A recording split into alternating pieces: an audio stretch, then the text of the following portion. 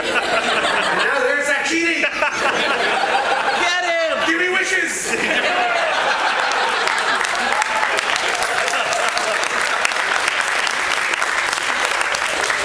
And it's obviously, I mean, it goes without saying, so I was about to let it go without saying, but I can't help myself. That I would much rather be at this convention, or this group, or this gathering of peers and colleagues, which I include all of you, where you do care about what we do, and I'm interested in what you do, seriously. I find you interesting, some people. And I would never go to the, hey, it's that guy convention. Because that's not going to be fun for me unless they meet my price.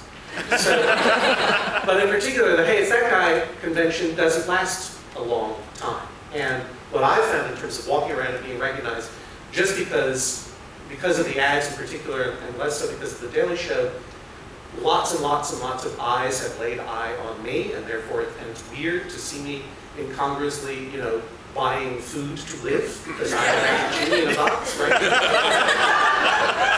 And people feel like they want to talk about that, or just, you know, whatever. Like, that comes in, that happens a lot sometimes, and it happens not at all sometimes. And sometimes in the place you least expect it, sometimes in the place you most expect it. And I've come to feel that it's sort of like weather. Sometimes it rains heavy, and you don't walk down the street very far before a couple of people say something. And sometimes it's a drought. And those are the worst days of all. And I think the really hard thing about celebrity, which is the reason why we're all being so hesitant about calling ourselves celebrities, you know, there are real reasons for some people. Is that, you know, that kind of fame is like weather, and it comes and it passes. And the moment you feel like you deserve the rain, or that you can control the rain in any way, is the moment you've become a true fucking douchebag celebrity. Why isn't it raining praise on me today? And you know, it's much better to not care about what the weather is going to be, and just go to a place like the Caribbean on a boat full of friends where you know the weather's going to be nice. One quick announcement I forgot to make. John Hodgman will be granting wishes by the CU bar at 4 o'clock this afternoon. No wishing for more wishes, no wishing for infinity money. I know this is an adjunct to that question. I already got those wishes. That's why. John Hodgman blew open the doors on it. I'm going to answer that. Go for it.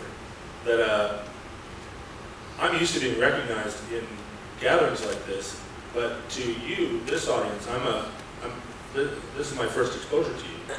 And on this entire cruise, I'll be standing next to Jonathan or Holland Storm, and I'll see people coming with a certain look in their eye. And I will be prepared to be like, hello. And you just walk right past. Throw the bone. In some cases, hand, palm on the chest. Get to the celebrity that matters to you, and that has been very instructive to me. Welcome to Bizarro World, Roderick. Because I'm accustomed to being recognized, but here I'm invisible, and I'm enjoying it very much because it's giving me this sort of like one step behind John Coulton, watching, learning. It's not often a 13-foot human Sasquatch can be in a position. So thank you, everybody, for making my creature feel welcome. I was in Portland last summer with, what's up, keep PDX weird. I was in Portland last summer working on Leverage with Dave Foley, and it was 4th of July, and Dave and I went down to the river to watch fireworks, and as the fireworks show was wrapping up, a person who had been standing in front of us watching the fireworks looked at Dave and was like, hey, you're that guy! And Dave Foley said, yes, as a matter of fact, I am. And the guy gives me the camera and he says, will you take a picture of me? And I was like, oh, this is perfect. Yes. So I did. And the camera goes off. And then someone else turns around. Like, why is there a flash happening? The fireworks are over. Hey, it's that guy!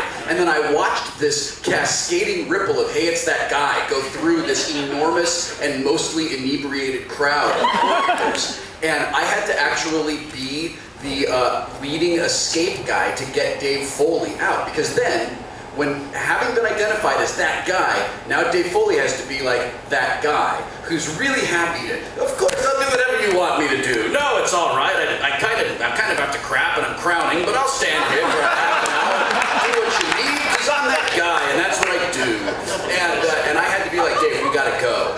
So that he could continue to be like, gosh, I'd love to stand here and keep talking to you about your tank top and how we're gonna go up and play a game that you call cornhole in North Portland because old Portland is sold out and sucks now. But we're gonna walk away. And I had this, I felt like we were escaping, you know, against like the onrushing tide of soldiers that were just gonna capture him and throw him into a box and make him dance for them until he died.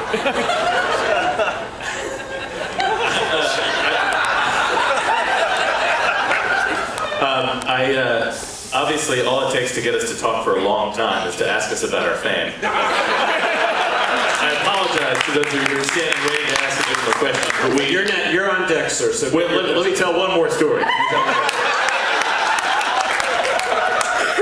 In the neighborhood where I live in Brooklyn, I was walking this morning. I was walking to the local coffee shop to get some coffee. I hadn't yet had my coffee. I was with my wife. We were walking down the street. And there was a woman sitting, we were about a half a block away, there was a woman sitting on a bench in front of the coffee shop, and she was kind of looking in our direction, and she started to give me this weird smile, and I was like, oh, maybe I know her? How do I know her? Because she kind of looked familiar to me, and then I was like, oh, she is a fan, she's recognized me. And so I did sort of a weird smile. And I'm like, is she even looking at me? Is she looking behind me? It was kind of weird. And then her weird smile got bigger, and I was like, okay, here we go. I'm gonna have to say something. I have to pretend that I know her, or I have to say thanks for being a fan, or whatever. I was prepared. My smile got weirder and bigger. And then I just sort of walked past her, we sort of half acknowledged each other in this weird, uncomfortable way. And I went inside the coffee shop with my wife, and I said, I just had this weird smile back and forth with this woman, and Christine said, yeah, that's Maggie Gyllenhaal. And I had to reevaluate everything, because of course, she was looking at me, thinking like, why is that guy giving me a weird smile? Oh God, he's bad, he's going to recognize. Okay, no, I've got one. It's basically the opposite of what everybody else has said, because I'm probably the least famous of anybody on this stage right now. But it actually makes me a little bit angry because I don't get recognized very often at all, except for events like this or PAX or something. They're very concentrated little things. And so it actually makes me kind of mad when I'm just kind of out buying pants or whatever. And then somebody will Twitter, I just saw @Molly23 buying pants. And I'm like, why didn't you say something? This happens to me like once or twice a year. Please stop respecting my privacy. It's like, I'm not gonna bite you. I'm not gonna like shove the camera out of. You should say something. It kind of gets on my nerves a little bit, and I'm gonna regret this if I become like more famous somehow. That's confidential. I'm sorry. Focus on the pants here. You should start biting people. That's how you increase your fame. It worked for me.